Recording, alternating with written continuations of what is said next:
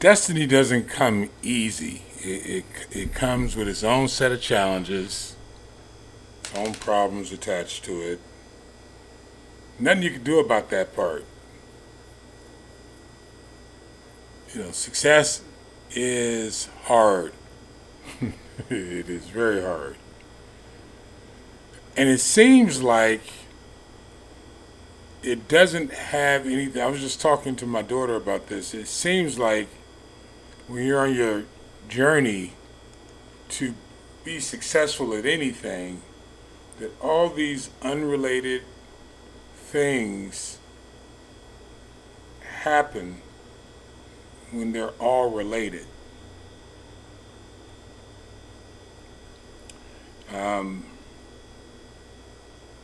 I want to finish off Genesis chapter 37, which is kind of an introduction to the life of Joseph, who's going to take off and leave his family and start to make a name for himself after having these dreams, these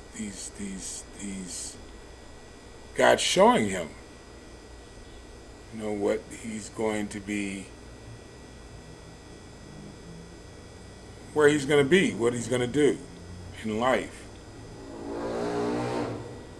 And again, this is my personal Bible study to show yourself approved. But what I would like to give to those who consider me a teacher, and my brothers, my sisters, my sons and daughters, is kind of some insight of how things work in all of our lives, in my view. This is not easy. This is the reason why most go with the flow. You don't want to deal with the challenges of becoming successful. You don't want to deal with the attitudes. You don't, it's a lot of work to be exceptional in anything. Because you're not received by those who are closest to you in a lot of cases. Not in all cases, but in a lot of cases. And because the people that you're dealing with are all dealing with their own junk, their own stuff, because of these factors and more, I'm sure, there will be opposition that you have to overcome. Running from that opposition puts you in the class of average, because average people don't deal well with opposition. A lot of people wake up just putting out fires, live their lives putting out fires, are concerned about survival. And like I said to you before, when we were talking about the life of Esau, you can choose. I'm not saying it's right or wrong. You can choose that. You can choose to go against the dreams that you have, because it is very difficult to overcome the obstacles that challenge you and make you better. But the exceptional take on the challenge to become better with these forces that seem to come out of absolutely everywhere. When you're doing your best to stay focused and accomplish the dream that you have in your mind. Some of you don't know what that dream is. But I do believe God shows us all the dream. Are we willing to pay the price, take the steps necessary to accomplish the dream? It's quite a different thing. As we talked about before, it wasn't strangers that created problems for Joseph. It was his own brothers.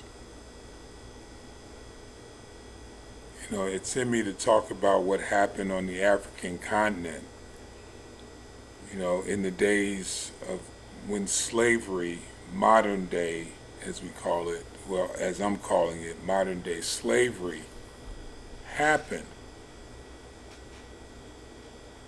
The Europeans came onto the continent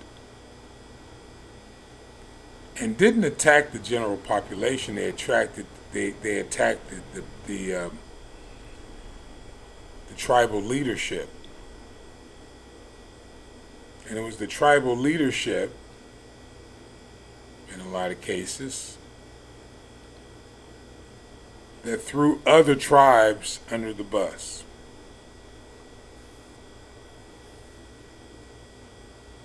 Whether it was for personal gain or personal advantage. Even today, nations go into other nations and they'll make some of the leaders, because that's who they go after, are the leaders of men and women, make some of those leaders compromise their values of family, tribe, and then they'll enslave a whole race or employ a whole race of people while taking advantage of that community in the name of progress, in the name of offering opportunity, which is a mask for taking advantage of people.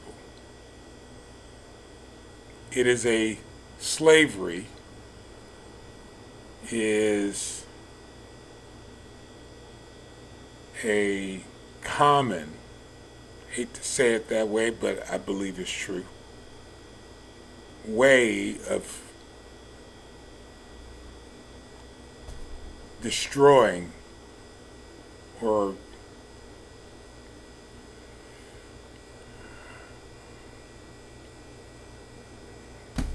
harming people. Maybe not destroying, but harming people, whole people groups.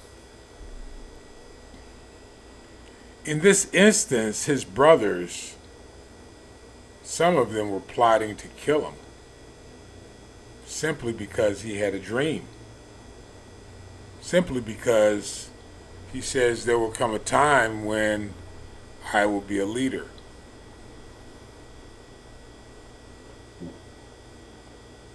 And unknowingly, they helped him accomplish that dream by creating an atmosphere where his life was in danger. His own brothers, not strangers, his brothers. And after deciding not to kill him, they threw him in a pit. Sold him to the Midianites, merchantmen, for 20 pieces of silver. And the Midianites took him to Egypt, which was the powerhouse at that time, like the United States of America, and sold him to a leader there.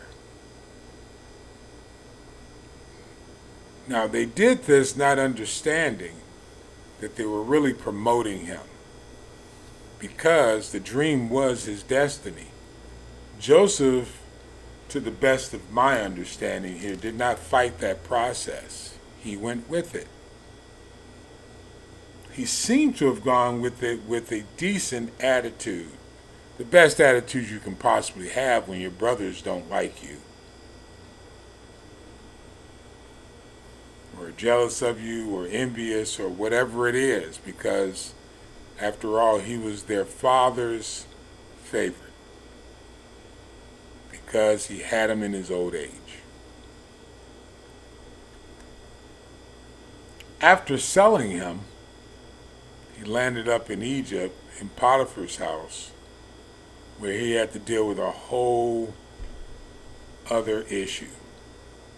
But we're not there yet. I just want you to see that understanding how to flow with the challenges without having malice in your heart for those who push you into slavery. And what do I mean by that?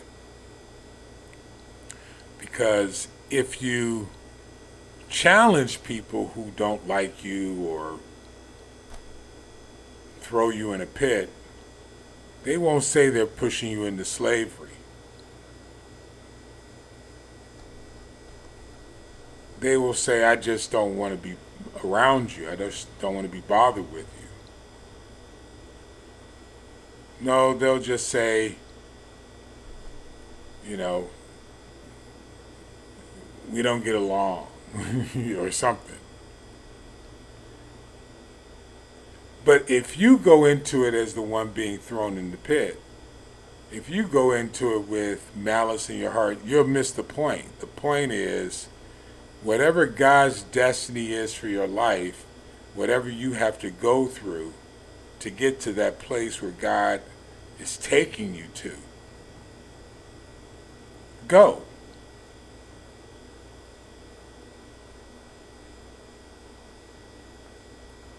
Work through the challenges. In Genesis chapter 37,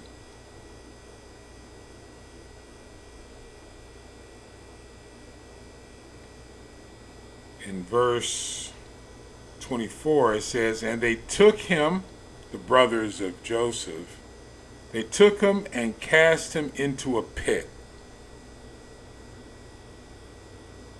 There's a lot of type and shadow of that. Now, for you New Testament Christians, we know someone who was taken and cast into a tomb, left for dead. It was empty, had no water in it. Verse 25, and they sat down to eat bread, and they lifted up their eyes and looked, and behold, a company of Ishmaelites came from Gilead, with their camels bearing spicery and balm and myrrh, going to carry down to Egypt. Verse 26, and Judah said unto his brethren, what profit if we slay our brother and conceal his blood? In other words, what's our gain? What do we get out of this? Nothing. In verse 27, come and let us sell him to the Ishmaelites, and let not our hand be upon him, for he our brother, which is not their motivation. Our flesh and his brethren were content to sell him to the Ishmaelites. Then there passed by Midianites, merchantmen, and they drew and lifted up Joseph out of the pit, and sold Joseph to the Ishmaelites for 20 pieces of silver. And they brought Joseph into Egypt. Now after that, they did something that was dastardly, wrong, evil, by taking a kid of goats, young goat, splashing or splattering or spreading blood over his coat, and then deceiving their father, which sent him into a depression for many years because he thought he had lost his son.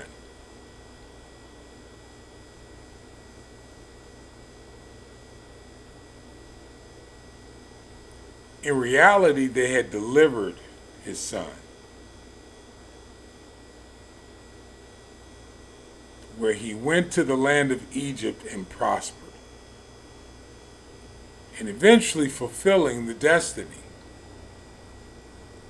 But before that, there is your pit experience. Do not try to negate or get away from your pit experience. Now, I'm not saying everyone has to go through this experience, but I am saying, because there are generations of people who have advantages where they don't have to necessarily go through this harsh experience, but the pit experience is something that the majority of us always have to experience, regardless of your income level, your class level. Anytime you're looking to do anything of any great exception, you're going to have a pit experience. You're going to have those who are closest to you, whether they're family members, friends, community leaders, who are just not going to believe or not going to be interested in your advancement. And their disinterest in you will actually push you into your destiny. It happened to Jesus.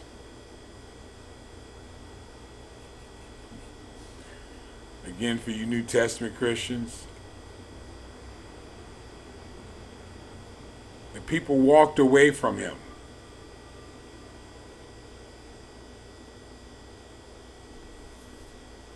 Denied him. Watched him suffer. Didn't step in, nor were they supposed to. Because the destiny of salvation had to be fulfilled.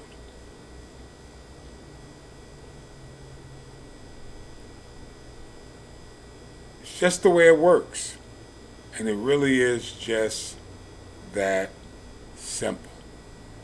If these podcasts are helpful to you, please like and share the videos. Share them with your church, your family, friends, business partners, sons, daughters. And thank you for taking this journey with us as we explore the kingdom of God and usher in the kingdom of heaven.